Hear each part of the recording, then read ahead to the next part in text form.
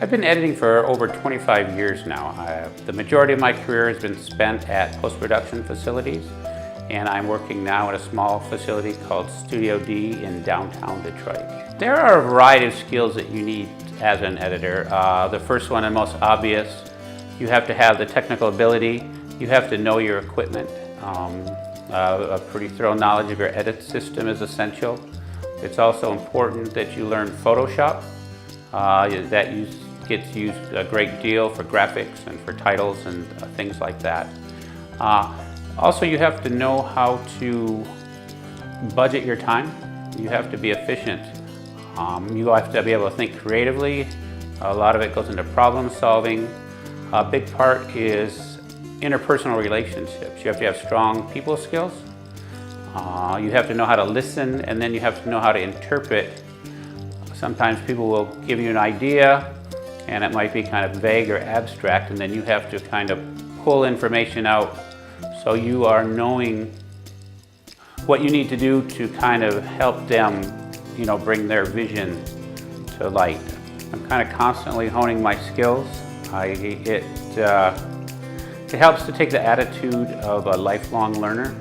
Just because you may go through a class and get the basics, that's just your starting point.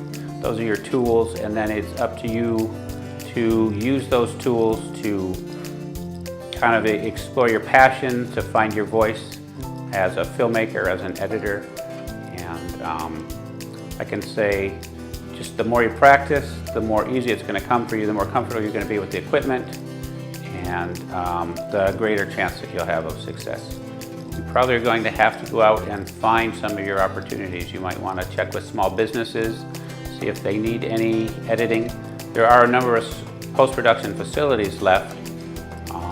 You might try applying there, possibly consider an internship. Advertising agencies have their own in-house editing facilities now. There might be hospitals, healthcare systems. Larger corporations, they may have their own media department. With the price of camera and editing equipment being so cheap, another option you could take is to purchase your own equipment and then approach small businesses. There is a lot of content that's being generated for the web now, and you could offer to say we could do a video about something you make or some service you provide, and you could put that on your website. Possibility, you might offer your services free or very cheap for the first thing and kind of build some trust, and then get to the point where you can charge them more, at least till you've got some practice and get something under your belt. It's a good idea to do the best you can with each project, with the idea that that is going to go towards building credibility with your skills and talents as a filmmaker / editor. Think of each project you do as something that you're going to add to your portfolio.